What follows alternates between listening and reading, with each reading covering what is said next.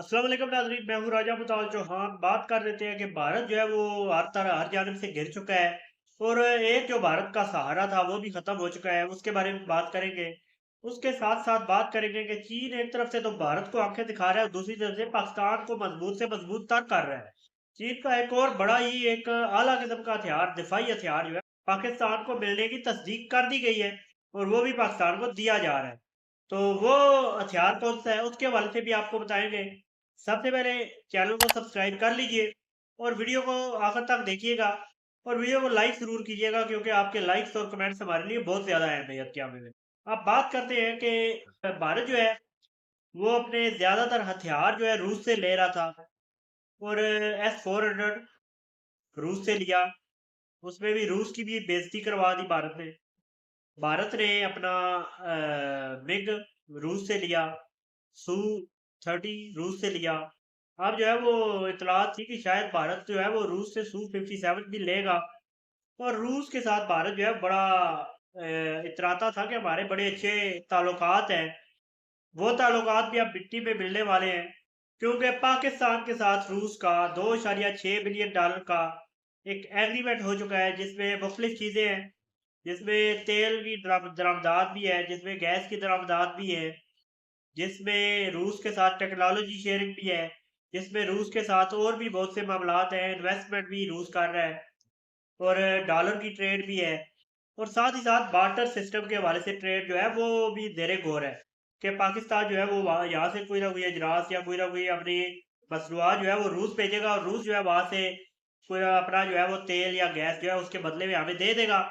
तो ये बहुत अच्छी ऑफर है क्योंकि पाकिस्तान जो है वो इस वक्त तेल और गैस बहुत महंगे दामों पर से खरीदता है। तो इस तरह से अगर तेल और गैस सस्ते दामों में पाकिस्तान को मिल जाए तो इससे बढ़कर पाकिस्तान के लिए अच्छी खबर नहीं हो सकती।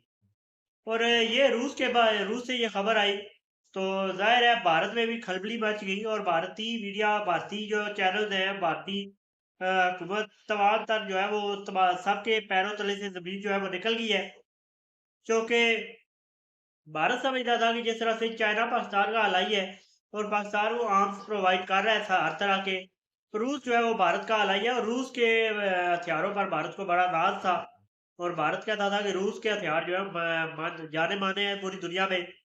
लेकिन चाइना के हथियारों से जो लोहा मनवाया है जो गुज़िश्ता जंग के अंदर, वो पाकिस्तान ने मिल के चाइना के साथ जो भारत के हथियारों का और रूस के हथियारों का, चाहे वो राफेल हो फ्रांस के, चाहे वो रूस का S-400 हो, चाहे वो रूस का Su-30 त्यारा हो, चाहे रूस का बिग बिग त्यारा हो, चाहे किसी भी मुल्क का हथियार हो।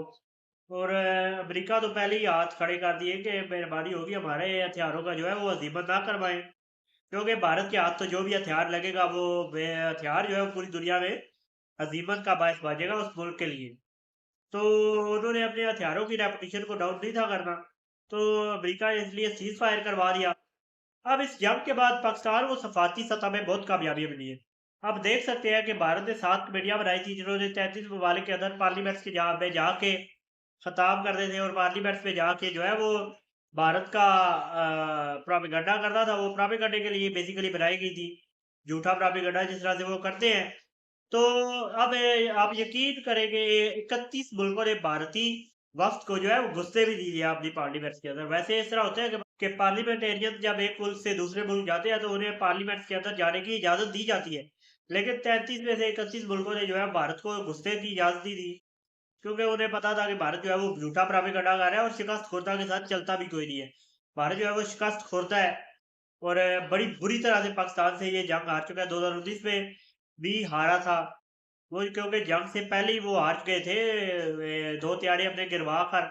लेकिन इस बार तो जो हुआ है वो भारत को ता क़यामत याद रहेगा। और अब बात करते हैं कि चाइना जो है वो HQ-19 एक बहुत ही बेहतरीन किस्म का एयर डिफेंस सिस्टम है जो कि अमेरिका के एयर डिफेंस सिस्टम जो थार है उससे कंपेयर किया जाता है उसे। तो वो एयर डिफेंस सिस्टम पाकिस्तान को दे रहा है और वो एयर डिफेंस सिस्टम पाकिस्तान को वो मुहैया करेगा जिससे पाकिस्तान का दिफा जो है मजबूत से मजबूत तर हो जाएगा। पाकिस्तान आर्मी और पाकिस्तान एयर फोर्स जो है बड़ी बेहतरीन तरीके से दिन दुगनी रात चौगनी तरक्की कर रहे हैं अपने दिफा और अपने अटैक को जो है मजबूत करने के अंदर।